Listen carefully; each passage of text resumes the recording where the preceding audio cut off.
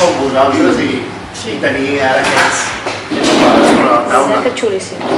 Que vull dir que són totalment diferents de qualsevol altre disseny que ens podria haver fet el millor dissenyador del món.